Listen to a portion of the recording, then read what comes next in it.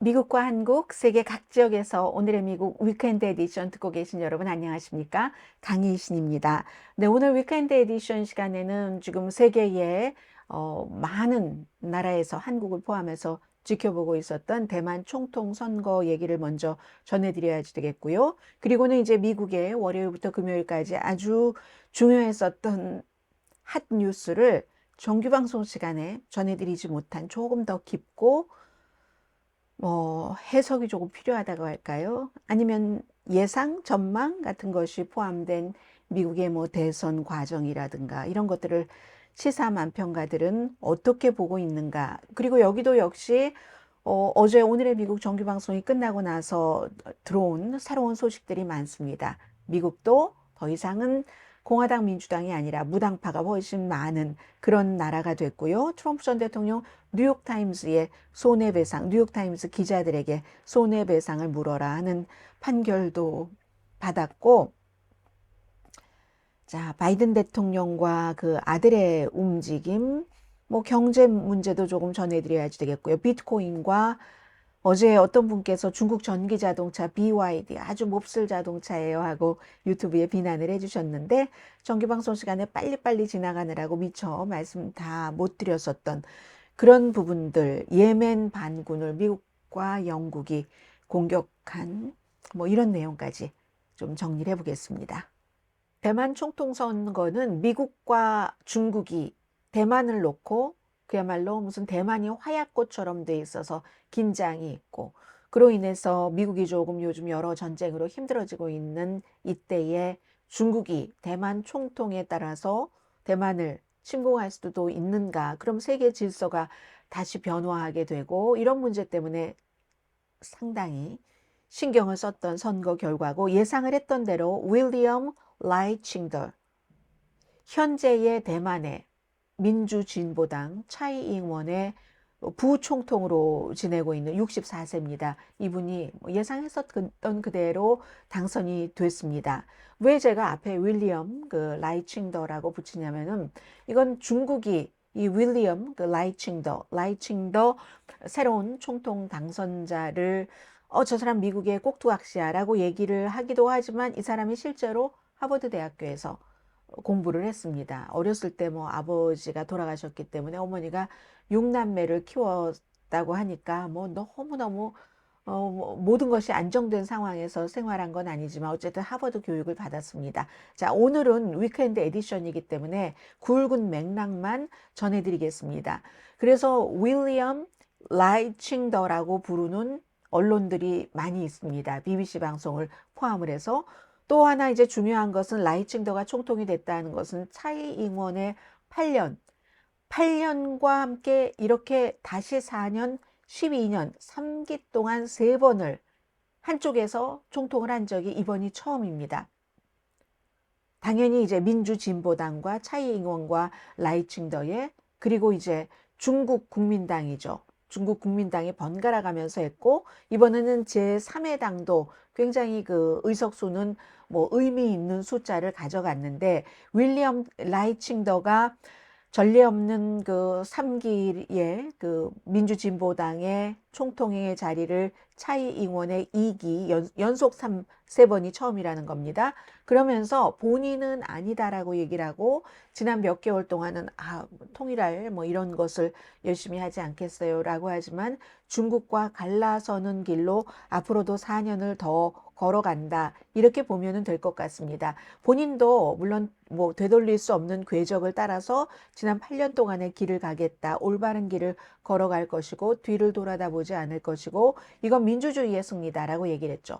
본인은 선거 캠페인을 할 때 민주주의냐 아니면 대만 바깥에 중국이 얘기해온 여러 가지 이 사람에 대한 거짓 정보라든가 그 권위주의적인 그런 것들이 들어오느냐에서 대만 국민들은 2,300만 명 가운데 거의 이제 2천만 명 정도가 투표권이 있다고 하잖아요. 1,900 몇십만 명 정도던데요. 그래서 이 민주주의의 승리다라고 얘기를 하고 있고 중국은 그에 비해서 전쟁이냐 평화냐를 선택하는 거다. 왜냐하면 국민당은 중국 국민당입니다.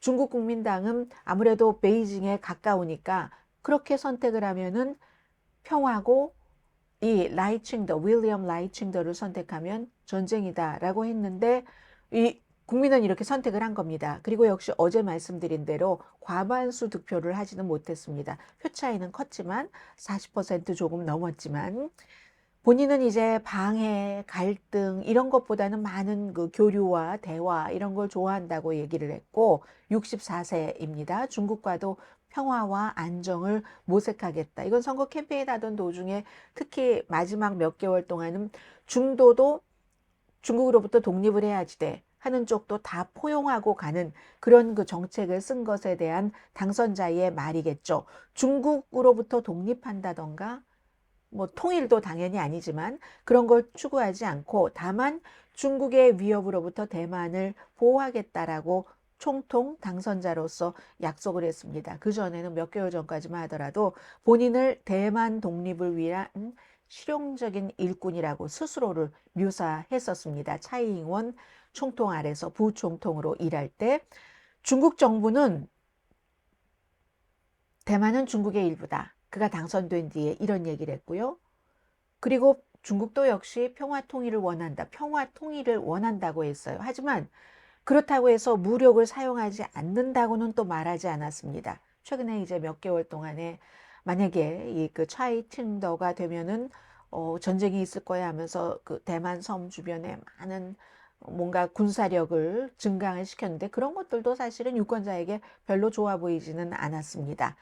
어쨌든 중국이 분리주의자, 뭐 트러블메이커, 말썽꾸러기, 문제아 이렇게 얘기를 한 윌리엄 라이칭더가 총통으로 이제 됐기 때문에 지금부터 이제 어떤 식으로 가는가 중국도 그렇고 새로운 총통도 그렇고 거기에 따라서 긴장이 더 높아지는가 좀 낮아지는가를 볼 수 있겠고요. 일단 하나의 매듭은 지어졌습니다. 2살 때 아버지가 사고로 사망하셨고 어머니가 6자녀를 이렇게 키우는 걸 보면서 본인은 특히 이제 그 직업윤리 의식 같은 것을 굉장히 강하게 가졌다고 하고 하버드에서 의대를 나왔습니다. 그래서 신장 전문의로 활동을 하다가 90년대 중반에 이제 공직자로서 일을 하기 시작했죠. 그리고 사실은 총통보다도 이번에 함께 부총통이 된 그 샤오메이친 더 중국으로부터 대만은 독립해야지 된다 하는 것을 주장하는 사람입니다. 그리고 여성이에요. 일본에서 태어나서 대부분 미국에서 자랐거든요. 그랬기 때문에 3년 동안 미국 주재 대만 대표도 했습니다. 대만과 미국이 대만을 국가로 인정하지 않으니까 국가적인 대우는 하지만 그래서 그냥 대표입니다. 그 대사가 아니라 최초의 여성 대표였었죠. 샤오메이친. 이 사람이 더 중요하다고 보시면 될 것까. 아니, 더 독립 이런 거. 항상 그런 거죠.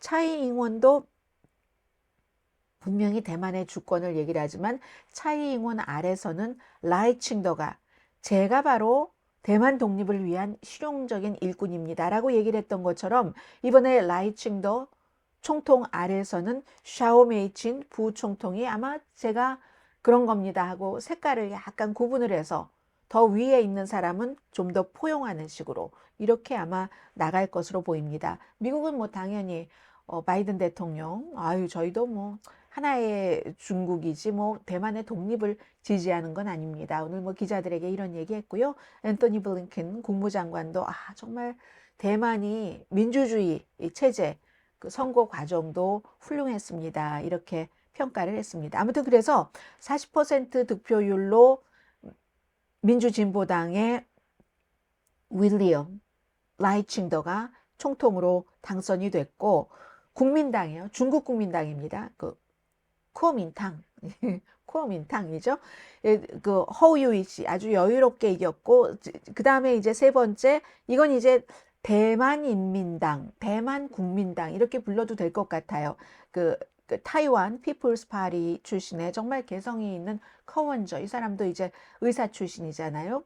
이 사람도 뭐 한 4분의 1 지지는 받았습니다. 4분의 1 지지는 받았고 특히 이번에 국회의원 선거를 할 때 의회에서 좀 그 의미 있는 의석을 제3당이 가져간 거죠. 민주진보당, 민진당과 국민당뿐이 아니라 어느 당도 막 다수당을 확보하지 못했어요. 그러니까 대만 국민들이 좀 현명한 선택을 했다고 볼 수도 있고요. 아니면 총통으로서는 일하기가 조금 힘들다고도 할 수 있고요. 그래, 총통, 부총통은 민진당이 가져가. 그러나 나머지는 민진당이 다 가져가서는 안 되겠지 하면서 굉장히 젊고 개성이 있는 그 대만 인민당을 만든 타이완 피플스 파리를 만든 커먼저 의석을 조금 이 당에서 찾아갔다는 것, 이런 것. 뭐 과반수는 잃었지만 어쨌든 민진당은 3번 임기를 연속 총통 자리를 가져갔다 해서 뭐 2가지 다 한 겁니다. 민진당의 총통이 어떻게 일을 하느냐에 따라서 중국과 대만, 중국과 미국과의 대만을 둘러싼 중국과 미국 사이에서는 이런 여러 가지 문제들이 긴장이 될 수도 있고 완화될 수도 있고 일단 이제 지켜보면 될 것 같고요. 아무튼 말씀드렸던 대로 예상했던 대로 예상됐던 사람이 당선이 됐다. 대만 선거에서는 그 말씀 드립니다. 그리고 이제 미국도 선거철이기 때문에 내일 모레 아이오와주에서 첫 번째 공화당 예비선거가 치러지는데 갤럽이 여론조사를 했더니 미국 사람들이요 지금 27%가 민주당 본인을 설명할 때 27%가 공화당 43%가 무당파 굉장히 많은 겁니다. 전에는요 아주 일부를 제외하고는 이 같은 조사를 갤럽이 하기 시작한 이후로 뭐 90년대 초쯤 됩니다. 그 이후로 민주당이 조금 많았어요. 공화당보다. 그런데 민주당에서 조금 떨어져 내려가서 무당파로 들어간 겁니다. 공화당은 큰 차이는 없다고 볼 수 있는데 민주당이 조금 줄어들었습니다. 지난 3년 동안 매년 1%씩 지지도가 줄어들어서 지금은 민주 27%, 공화 27%, 무당파가 43%, 3년 동안에 1%씩 빠졌다는 것은 바이든 대통령의 인기가 조금 없었다. 이렇게 보셔도 될 것 같고요. 아무튼 그리고 또 이제 무당파가 중요하잖아요. 항상 무당파 가운데서 45%는 좀 공화당 쪽에 무당파라고 했고 나는 완전한 무당파이거나 공화당 쪽에 기울었다던가 그리고 43%가 완전한 무당파이거나 민주당 쪽에 기울었거나 이렇게 되거든요. 그러면 이건 공화당 성향의 사람들이 투표율이 높습니다. 그래서 공화당에게 좋은 여론조사 결과다라고 말씀드리고요. 근데 대통령회의는 조금씩 무당파도 좀 변합니다. 지금이 이제 1월 중순 막 시작되니까 조금씩 이거는 그 변하고 캠페인 과정에 따라서 다른 거죠. 이렇게 전체적으로는 공화당에게 조금 유리한 이런 결과들이 나오지만 시사만평을 하나 보시면요. 이것은 마이클 듀카키스가 예전에 한 얘기를 딴 그런 라미네즈라는 분의 시사만평입니다. 물고기잖아요. 물고기가 GOP네요. 진실이라는 게 다 위에 보니까 희미하게 쓰여 있어요. 트루스라고 써 있고 GOP 공화당 아주 중앙에 써 있는데 썩어가잖아요. 어머 저 지금 봤네요. 이 물고기가 보니까 얼굴 쪽을 보면 이게 트럼프라는 것을 알 수가 있네요. 트루스 하면서 다 썩어가는 거예요. 머리 쪽부터 생선이 썩어가는 거잖아요. 이게 라미네즈라는 이 칼럼니스트가 보수적인 칼럼니스트거든요. 근데 항상 보수가 다 옳다라고 하는 사람은 아니에요. 그러니까 또 이제 민주도 항상 민주가 다 옳다라고 하는 사람이 문제가 있죠. 사실은 공화당 쪽에서도 항상 공화당이 모든 게 다 옳다라고 하는 사람도 문제가 조금 있는데 이 라미네즈라는 이 시사만평가는 꼭 그렇지는 않습니다. 근데 공화당 성향이 굉장히 강한 사람인데 이건 뭘 얘기를 하냐면 이 시사만평은 앞에 공화당 쪽으로 조금 여론은 많이 가는데 공화당은 이렇게 썩어가고 있다는 것을 얘기를 하는데 예전에 마이클 듀카키스라는 사람이 대통령은 못 됐지만 거기 막 이제 선거에 나오고 민주당 후보가 되려고 하고 그랬을 때 레이건 행정부의 윤리 표준이 썩어가고 있다. 썩어가는데 생선이 썩을 때 머리부터 썩는다. 밑에서 뭐가 잘못돼서 이란 콘트라 사건 같은 것을 그 당시에 얘기한 겁니다. 밑에서 다 썩었는데 결국은 그게 위에서 썩었기 때문에 그러는 거다. 그게 그리스 속담이다. 생선은 머리부터 썩는다. 워싱턴 컨설턴트들이 이란 콘트라 그 사건에서 막 지네 주머니 채우려고 하고 이런 일들이 일어나는 건 위에가 썩었기 때문에 그런 거다. 이런 얘기. 윤리적인 표준이 굉장히 공화당이 없었다. 이런 얘기를 하고 있잖아요. 그래서 요즘에는 실사만평가 가운데서 미국이 국내에서 이미 내전을 겪고 있는데 정치와 철학적으로는 완전히 분리가 됐는데 지리적으로만 분리가 되지 않아서 그냥 하나의 미국 사람이다 하는 허구 속에서 살고 있다. 그러면서 뒤에서 서로를 막 저격한다라고 얘기를 하는데 심지어 말로 저격하다. 이거 지금 썩은 생선 얼굴이 트럼프 전 대통령이잖아요. 그래서 말로 막 하다가 막 누구를 공격하잖아요. 트럼프 전 대통령이 판사를 막 공격하는 말을 하면 실제로 막 위협, 협박 같은 거 요즘 많이 나오니까 경호가 강화되는 거고, 트럼프 전 대통령이 낸시 펠로시 하원 의장을 엄청 싫어하니까 결국 낸시 펠로시 하원 의장의 남편이 공격당했잖아요. 그런 식으로 미친 사람들은, 정신이 불안정한 사람들은 누군가가 말로 하는 것을 세뇌당하고 내가 원하는 것만 딱 먹은 다음에 그걸 행동으로 합니다. 정상인 사람들이 그러겠어요. 완전히 정신이 건강한 사람들이. 그리고 나서 그런 것을 보고 야, 이러니까 우리가 그렇게 하면 안 돼 라고 말하면 그나마 낫지만 그렇게 당할 만하지. 그리고 그렇게 뭐 이런 얘기하는 거 있잖아요. 그리고 더 나쁜 사람들은 그걸 정당화하는 겁니다. 정말로. 어머, 우리가 여기까지 왔어. 어머, 저래서는 안 되는데 하는 게 아니라 그냥 정당화하는 거. 아주 그냥 폭력 같은 것을 지금 미국이 여기까지 왔다 하는 겁니다. 아무튼 오히려 그래서 그 당시에 그 민주당의 대통령이 되고 싶었던 마이클 듀카키스가 지미 카터가 더 낫다. 이란 콘트라 이 썩어 빠진 이런 막 뇌물들이 오고 가고 한 그 사건보다 지미 카터는 인질들을 그 당시에 급히 못 구해냈지만 결국은 구해냈다. 시간이 걸렸지만 욕을 먹으면서 구해내지 않았는가. 모두 살아서 집으로 돌아왔다. 외교를 통해서 그런 더러운 추잡한 이렇게 뒤에서 어떻게 안 했다라고 얘기를 하면서 뭐 공화당을 비난을 했었던 거죠. 근데 지금 그때가 언제였는데 지금에 와서 확실하게 드러난 거죠. 미국이라는 배가 이렇게 크니까. 아무튼 그런 시사만평이 있고요.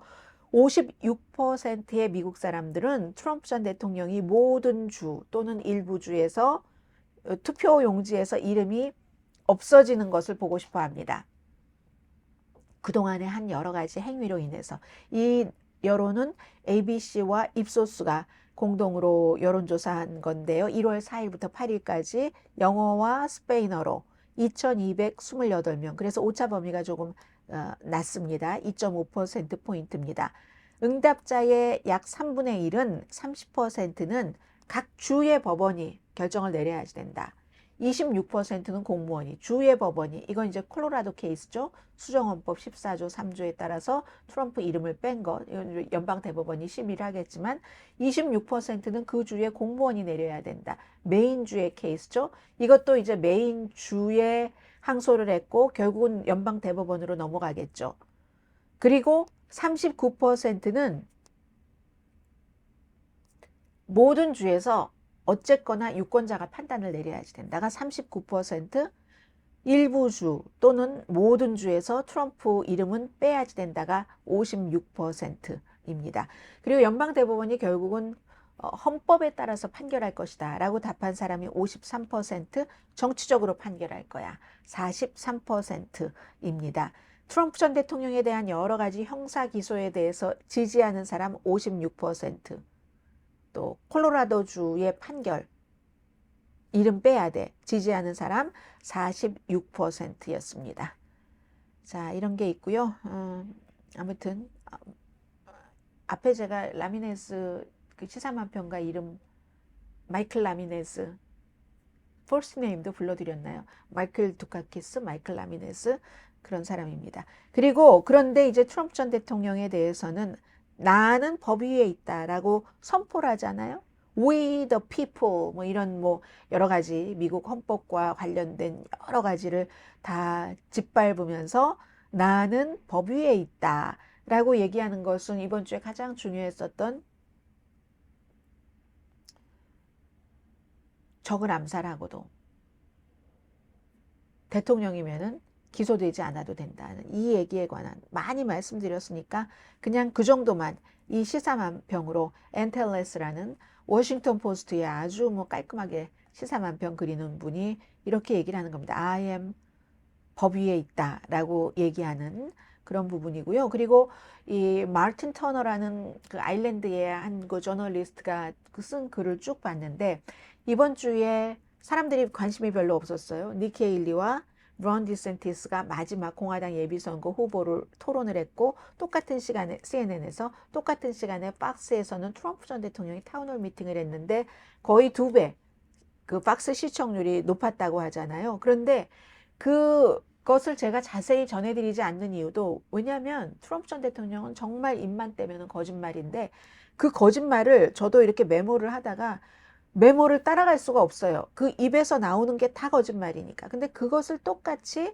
마틴 터너라는 아일랜드의 저널리스트가 지적을 했습니다. 팩트체크 담당자도 감당할 수 없을 만큼 많은 거짓말을 했다는 겁니다. 그 타운홀 미팅에서. 그러니까 박스뉴스만 보시는 분들은 다 속고 계시는 거예요. 다. 아니면 본인이 트럼프보다 더 그렇게 믿고 싶은지도 모르죠. 예를 들면 코비드에 대해서도 코비드 19 실험실에서 나온 거다라고 얘기를 했고 본인이 이거 데이터와 맞지 않습니다. 역사상 가장 내가 경제를 잘한 대통령이다. No. 뭐 에너지 독립을 한 그 대통령이야. 맞습니다. 그렇게 따지면 그리고 트럼프의 그 주장에 따르면 지금 바이든 때도 여전히 미국은 에너지 독립을 유지하고 있습니다. 예를 들어서 갤런당 나 때는 1달러 87센트였어. 뭐 이렇게 얘기하는 맞습니다. 그랬던 적이 있어요. 그러나 나중에는 팬데믹 기간 동안은 낮을 수밖에 없죠. 사람들이 안 다니니까 수요가 없으니까 1달러 77센트까지 됐던 적도 있습니다. 그렇지만 퇴임하기 전에는 다시 거의 3달러까지 올라갔거든요. 그리고 지금 가솔린 값이 뭐 평균 4달러에서 5달러라고 하는데 지금 아닙니다. 3달러 뭐 7센트? 3달러 07센트 이 정도 됩니다. 그러니까 거의 비슷한 거예요. 이런 식으로 우리는 500마일이 넘는 장벽을 건설했다. No! 거의 500마일에 가까운 수리를 했죠. 그건 꼭 트럼프 전 대통령 때가 아니더라도 늘 대통령마다 그 벽이라는 게 별거 아니에요. 울타리처럼 막 경계 쳐놓고 이런 거 그런 것이고 그런 겁니다. 낙태에 대해서는 민주당은 아이가 태어났는데도 그 뒤에도 낙태하기를 원한다. 그럼 그 아이 죽으란 얘기잖아요. 그렇지 않습니다. 그건 살인이거든요. 미국 법에서. 살인은 불법이잖아요. 이렇게 얘기를 합니다. 그래서 저도 트럼프 전 대통령이 하는 얘기를 웬만하면 전해드리지 않거든요. 그런데 세계의 많은 사람들이 다 봅니다. 그래서 이제는 제정신이 있다고 표현해서 죄송합니다. 점잖고 상식적이고 정말로 무슨 극단적인 표현을 하자면 제정신인 사람이라면 도저히 트럼프라는 사람이 미국 대통령이 돼서는 안 된다고 생각을 합니다. 세계 사람들이 보면서 상식 있는 사람들은 그렇게 생각을 해요. 그러니까 트럼프 전 대통령을 지지하시는 분들은 상식이 없으신 거예요. 아니면 본인의 이익에 따라서 그렇다고 선언을 하시던가. 그렇지 않고 트럼프가 어때서 캐릭터가 어때서 트럼프가 박해를 받잖아. 저 기소 다 가짜잖아. 라고 얘기하시면 여러분 상식이 없으신 분입니다. 세계 사람들이 지금 그걸 다 알고 있어요. 정신이 제대로 박힌 사람이면. 그런데 문제는 다 보고 야 미국도 정말 옛날 미국이야. 야 어떻게 저런 사람을 대통령으로 한다고 저럴까? 이렇게 비웃고 있거든요. 근데 문제는 외부에서 비웃으면 뭐합니까? 투표권은 미국 사람들에게만 있는데 미국 사람들이 수준이 낮은 것 같아요. 트럼프를 지지하시는 분들이. 죄송합니다. 저의 솔직한 심정입니다. 그 수준이 낮다는 게 어떤 수준을 말하는 거냐면 도덕적인 그런 기본적으로 뭐 엄청나게 도덕 군자를 우리가 얘기하는 게 아니잖아요. 도덕적인 기준이라든가 거짓말을 하고 안 하는 거라든가 그리고 남들에 대해서 그냥 남을 무슨 초등학생 아주 나쁜 초등학생처럼 그냥 깔아뭉개고 하는 거라든가 막 그런 모든 것들이 역겹지 않으세요? 그런 것을 다 받아들인다고 하시면 여러분들의 자녀분도 그렇게 살아도 된다는 거잖아요. 그런 걸 좋아하시는 분들이 저는 수준이 낮다고 말씀을 드리는 거고요. 수준 낮은 거죠, 그건. 인간으로서. 아무튼 그렇습니다. 근데 세계가 보고 있지만 미국 사람만 투표를 할 수 있다는 게 문제고, 미국 사람 가운데서도, 오늘의 미국 들으시는 분들 가운데서도 지금 저의 이 말을, 다소 과격한 말을 들으시면서, 과격하지만 사실인 저의 양심에 따라서 말씀을 드리고 있는 건데, 그 말을 들으면서 부글부글 끓는 분들이 많으실 겁니다. 그런 분들은 아마 팍스만 보시거나, 팍스도 미국에 아무리 오래 살아도 영어가 불편하니까 그냥 팍스를 직접 본인이 보시는 게 아니라 누군가가 트럼프를 통해서 돈을 벌고자 하는 사람이 많아요. 제일 그런 사람들이, 영어 좀 되는 사람들이 한국말로 옮기거나 이런 것들을 또 한 차례 건너서 보고 마치 내가 본 것처럼 얘기하시는 분들 많으시잖아요. 뭐 영어 못하고 영어 방송 못 보는 게 죄는 아닙니다. 무시한 것도 아닙니다. 그럼 그럴 수 있어요. 우리는 한국말을 잘하니까. 그런데 어쨌든 그런 분들이 문제인 겁니다. 팍스만 보시는 분들이. 팍스에서도 지들이 거짓말로 방송했다고 고백을 하고 돈을 물어주고 있는데, 아직까지도 그런 팍스 덕분에 트럼프 전 대통령이 임기 내내 거짓말을 할 수 있었고, 지금도 내내 거짓말을 하는 겁니다. 팍스와 주변의 몇 개의 언저리에 정말 쓰레기 같은 매체들이 있기 때문에 트럼프가 보호가 되는 것이라고 말씀을 드리고요. 아무튼 11월에 또 누가 됐건 뭐 지금으로서는 바이든이 되겠죠. 지고 나면은 그야말로 이렇게 이런 시사만평도 봤어요. 저는 트럼프 전 대통령이 그러면 호루라기를 불고, 개에게 호루라기를 부르면 사냥개에게, 그럼 주인 말을 들어서 어떻게 되죠? 그런 세상이 올지도 모른다. 이게 이제 굉장히 걱정이 되는 거고요. 그래서 많은 사람들은 오케이, 바이든이 안 돼도 좋아. 설령 민주당이라 할지라도. 차라리 다른 사람 니키 헤일리라도 날지 모르겠어. 라고 하면서 내일 모레 있을 아이오와 선거, 또 일주일 뒤에 있을 뉴햄프셔에서 니키 헤일리가 얼마나 더 동력을 받을까 하는 것을 주목하는 거죠.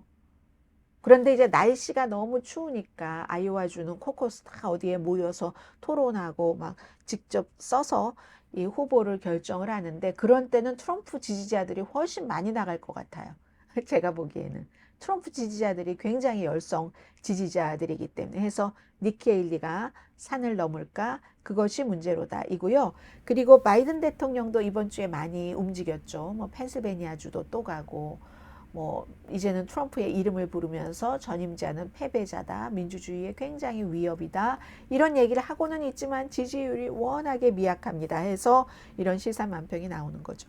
2024년도에는 정말 노쇠한, 제대로 걷지도 못하는 왼쪽의 바이든 대통령과, 그러나 이것은 트럼프 전 대통령은 이건 워커가 아니라 법정의 그것을 상징하는 어떤 뭐 의사라든가, 아니 의자라든가 아니면 가림막 있는 뭐 그런 거 상징하는 거 아니에요. 그리고 발에는 엄청나게 무거운 짐이 많이 달려 있네요.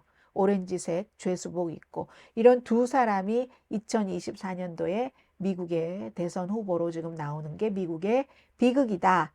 이렇게 말씀드리고요.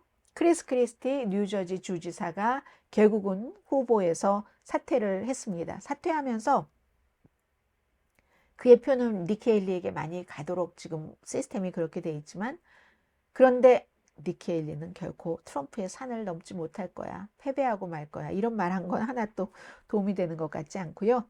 바이든 대통령의 경우는 아들이 의사당에 본인이 소환장을 받고도, 아버지 탄핵할 때 와서 증언해라, 받고도 나는 공개적으로 하는 것은 가도 비공개는 안 가겠습니다 라고 얘기를 했잖아요. 저는 그게 왜 문제인지가 이해가 안 가요. 이건 무슨 뭐 헌터 바이든의 모든 것과 다 상관없이, 아니 왜 공개로 하면은 나가겠다고 하고, 본인들은 그 증인이 필요하다고 하는데 공개를 왜 못하죠?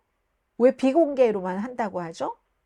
그러니까 이 사람이 안 나간다고 하다가, 안 나간다고 하니까 모독죄가 적용을 시키려고 소위원회에서 회의하고 있는 도중에 떡하니 등장을 했잖아요, 방청석에. 그래서 나는 다시 또 얘기를 하죠. 공개적으로. 그리고 그 이후에도 정식으로도 얘기를 했습니다. 소환장이 적절하게 발부가 되면 내가 가서 증언을 하겠다, 이런 얘기를 지금 하고 있습니다. 그리고 이제 헌터 바이든의 아들의 딸도 공화당이 아버지에 대해서 하고 있는 말이, 딸인 내가 볼 때 일단 거짓이 많다. 뭐 이런 것도 있었고 스텝마더인 질 바이든 여사도 우리 아들에게 너무한다. 해도 너무한다. 이런 얘기 합니다. 그래서 이제 이 시사만평을 보시면요. 양쪽입니다. 양쪽인데 지금 바이든 대통령이나 탄핵시키겠다고 하는 거나 바이든 대통령의 아들에 대해서도 돈 때문이잖아요. 바이든 대통령이 아들이 중국과 거래를 해서 뭐 몇백만 달러를 벌고 우크라이나에서 에너지에 전혀 연관이 없는 사람이 에너지 회사에 이사를 하면서 얼마를 벌고 한 게 아버지가 부통령이었을 때 아버지 힘이다 라고 주장을 하고, 그리고 그 돈이 아버지에게도 들어갔다라고 얘기를 하고, 그 주장이나 아버지에게 돈이 들어가서 탄핵해야지 된다는 주장이나 두 개가 다 분명한 증거를 내놓지 못하고 있습니다. 바이든의 아들이 누구랑 사업하면서 뭐 우리 아버지가 부통령이라는 것을 이용한 것은 맞는 것 같습니다. 말로. 그리고 상대가 알아서 기기도 하잖아요. 부통령의 아들인데 뭐 이런 식으로. 그런데 그렇다고 해서 부통령이 거기에 영향을 미쳤다거나 법적으로요. 윤리적으로는 그렇게 안 하면 좋죠. 로비스트도 안 하면 좋고 컨설팅도 안 하면 좋고 아버지가 부통령이었을 당시에. 그런데 이제 그 증거는 없는데 사실 막상 저는 이것도 조금 이해가 안 가는 부분인데, 이건 무슨 뭐 제가 트럼프 싫어하는 건 맞지만 꼭 트럼프를 싫어해서가 아니라 트럼프는 외국에서 본인이 대통령일 때 이 주머니 저 주머니에 돈 받은 것이 증거가 너무 많잖아요. 그런 게 문제조차도 안 되죠. 저는 그 문제가 안 되는 게 너무 이상한 겁니다.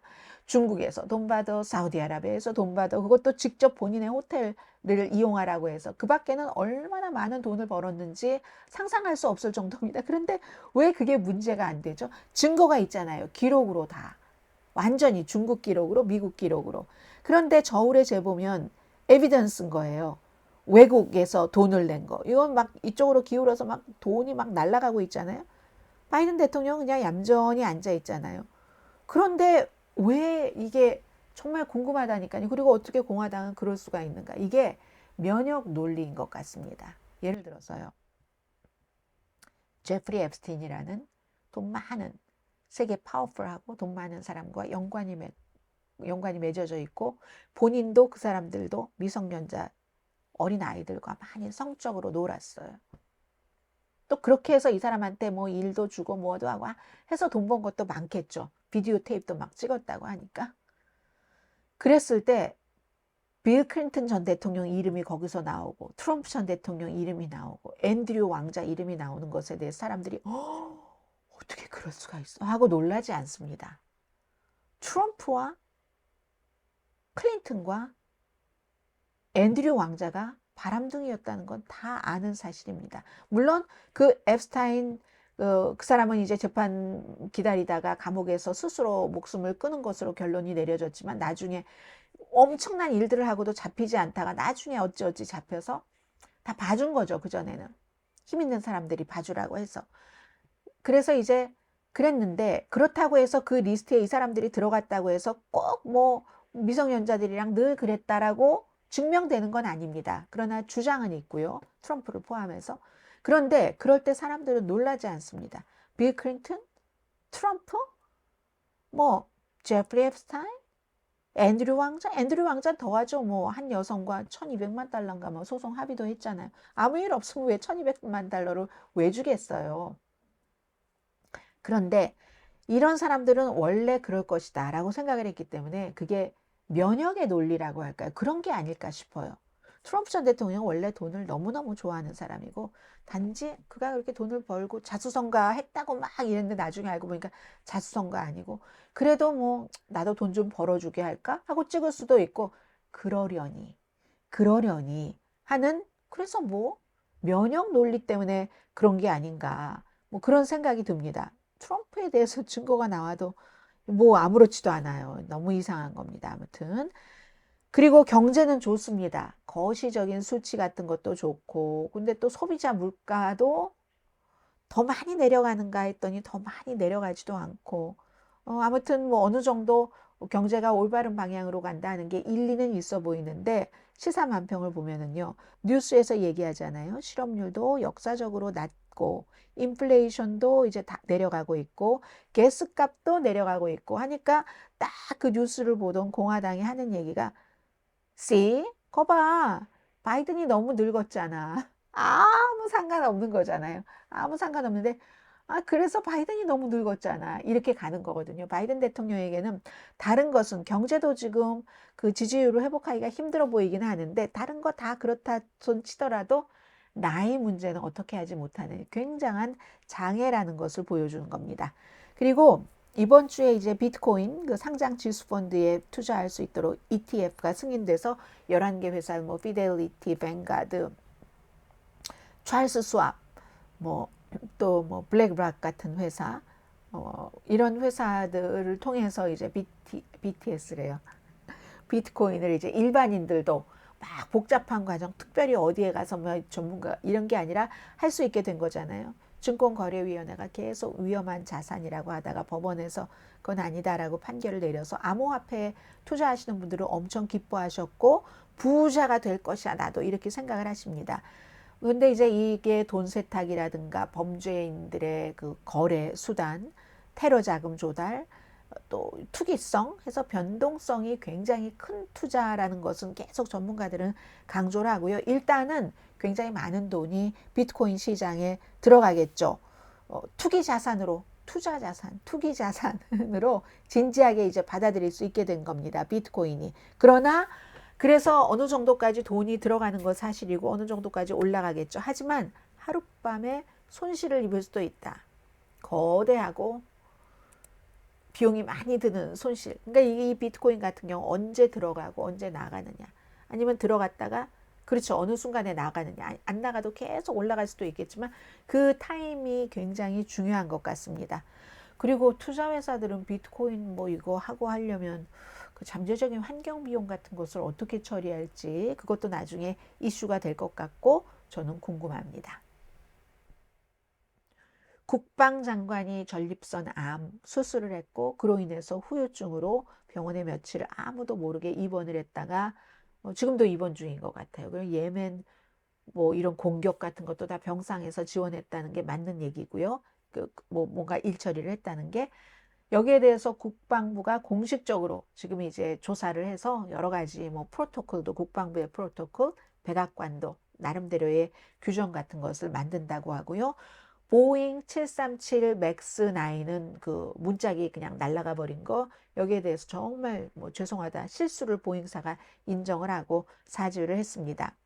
중국의 전기 자동차 BYD에서 조금만 더 말씀드리겠는데요. BYD, 중국 것은 다 나쁘다. 대체적으로 중국 것은 좀 허술하고 하긴 한데 BYD 전기 자동차는 그렇지 않다는 게 전문가들의 평입니다. 어제 뭐 어떤 분이 뭐 유튜브에 뭐 전문가인 것처럼 뭐 조금 써주셨던데 근데 그분보다 maybe 세계의 많은 주요 매체에서 이 자동차에 관해서 전문적으로 쓰는 기자가 더 전문적일 겁니다.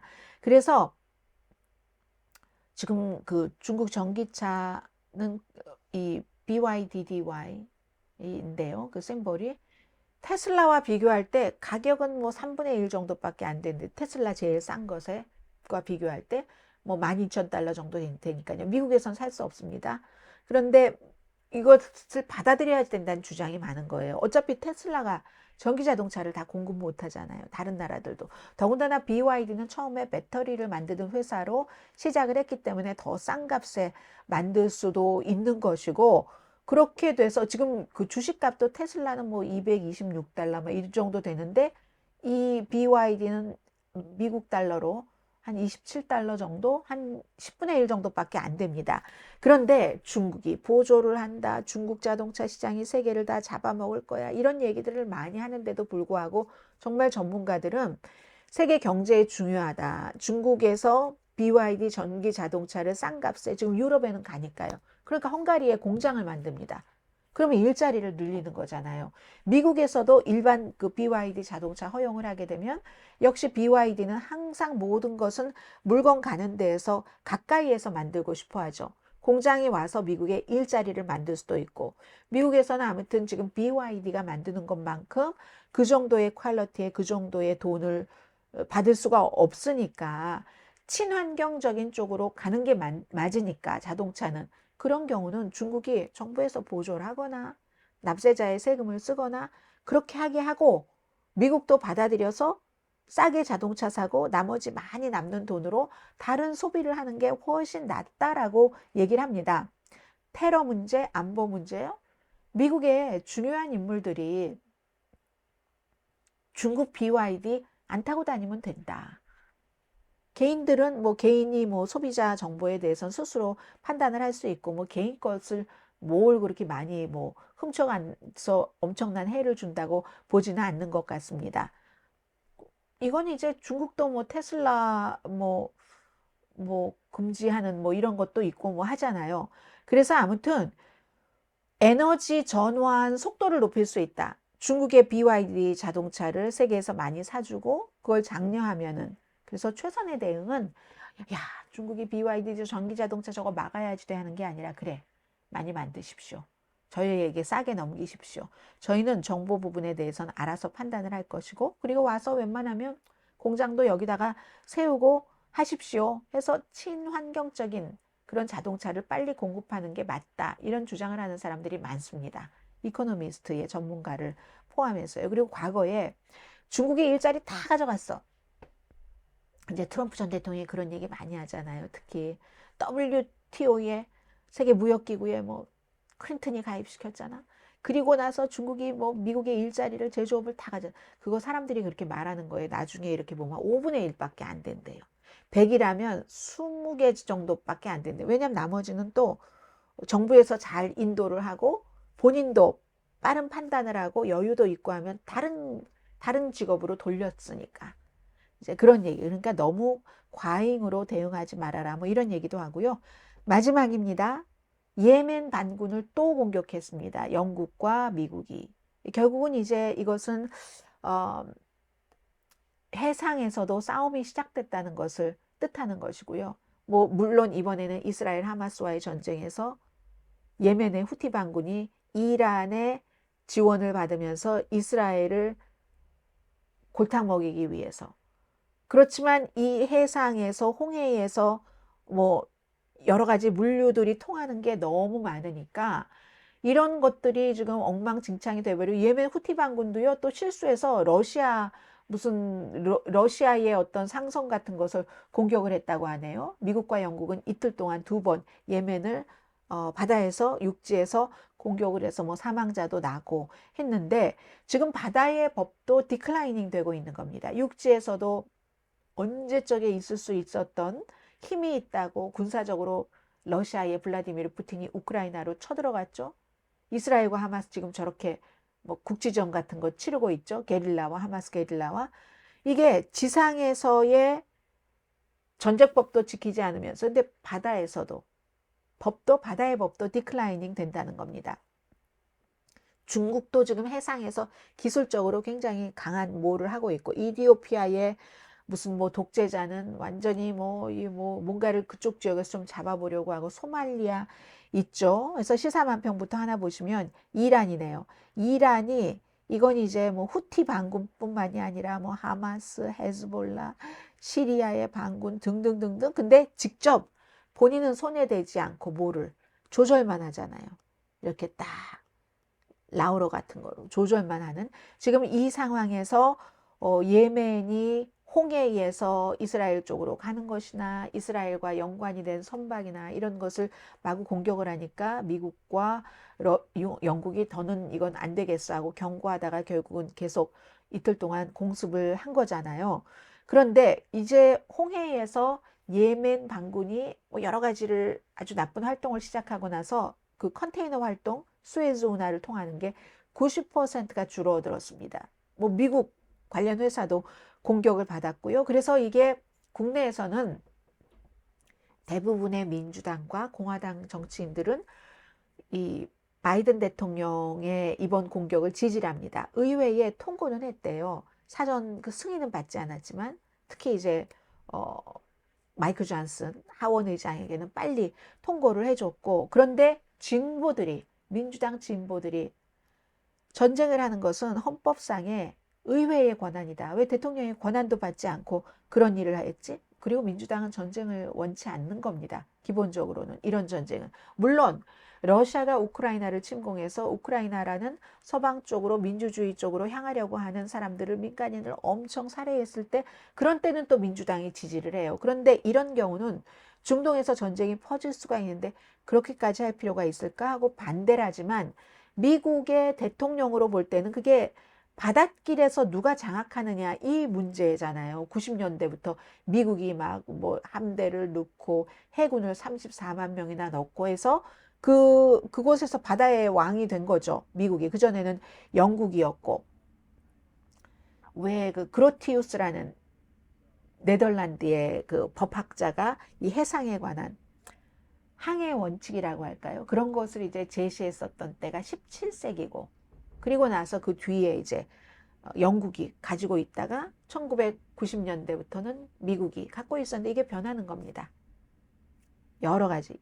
아무리 미국이 280대의 함대와 34만 명의 해군을 그쪽에 넣었다 할지라도 이게 좀 변하니까 한국이나 중국이나 뭐 다른 나라들은 그쪽을 통과하는 배도 많이 짓고요. 또 물류도 왔다 갔다 하는 것도 굉장히 많잖아요. 그러니까 이번에 영국과 미국이 앞서서 아주 전선에서 이 후티 반군을 공격을 했지만 그 뒤에는 많은 나라들이 후방에서 지원한다던가 한국처럼 말로라도 성명, 이거 지지하는 성명을 낸다던가 하는 게 있는 겁니다. 그래서 이런 사건은요, 우연이 아닌 겁니다. 이스라엘과 하마스 전쟁이라는 매개체가 있기는 했지만 지구의 땅에서뿐만이 아니라 바다에서도 지금 심각한 변화가 일어나고 있다. 힘의 균형 같은 거.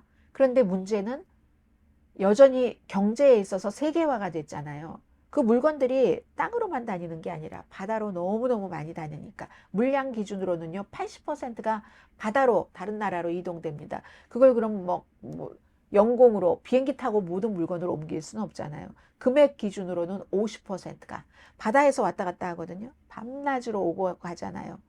뭐 1000만, 10만 5천 척의 컨테이너, 유조선, 화물선단 막 이런 것들이 이동을 하면서 사람들이 그것으로 돈을 받고 물건을 파는 사람, 배를 운전하는 사람 해서 살아가는 거잖아요. 그래서 초강대국이 지금까지 룰을 미국이 잡고 있었는데 그게 붕괴되면서 이제 여러 가지 일들이 나오기 시작하다. 바다가 냉전 이후에 처음으로 분쟁 지역이 되고 있다는 신호다라는 얘기입니다. 그래서 이해관계로 해양 질서를 우리가 잡겠어 하고 하는 것은 그건 좀 낮은 단계라고 얘기를 합니다. 그래? 후티의 예멘 반군이 이란과 가깝고 이스라엘과 뭐 원수처럼 지낸다고. 그래서 그러니까 우리는 이스라엘과 가까우니까 예멘 반군, 후티 반군 이게 아닌 겁니다. 경제 때문에 이게 없으면 이건 고립주의자도 사실은 동의를 해야지 되는 거예요. 트럼프 전 대통령이 된다 할지라도 이런 데 뭉쳐야지 되니까. 그 바닷길에서도. 그게 없으면 세계 경제가 침몰해 버리잖아요. 모든 물건, 그 교역 품의 80%가 바닷길로 왔다 갔다 하는데. 이런 뜻에서 중요하다라고 말씀을 드리고요. 자, 이번 주에 좋은 뉴스도 있었죠, 사실은. 골든글로브가 이제 사람들이 조금 바뀌었어요. 예전에 뭐 문제가 많다 해서 비프라는 스티븐 연 그 한인 배우가 비프도 작품상을 받았고 최우수 상도 받았고 그리고 제가 너무너무 재밌게 본 드라마 석세션이 상을 휩쓸었어요. 아주 의미 있고 재밌게 본 그런 좀 소프트한 내용도 있었고 또 하나는 제가 여러분들께 프랑스에서 최연소 총리가 탄생했다 34살이다 라고 말씀을 드리면서 최연소일 뿐만이 아니라 오픈리 게이인 현재 교육부 장관이 최연소 총리로 임마누엘 마크롱 프랑스 대통령에 의해서 선택됐다 하는 것도 세계가 얼마나 많이 변하는가 하는 것을 보여주는 거죠. 자, 여기서 마칠까요? 오늘의 미국 위켄드 에디션이었습니다. 내일 탑뉴스 브리핑에서 다시 뵙겠습니다. 강혜신이었습니다.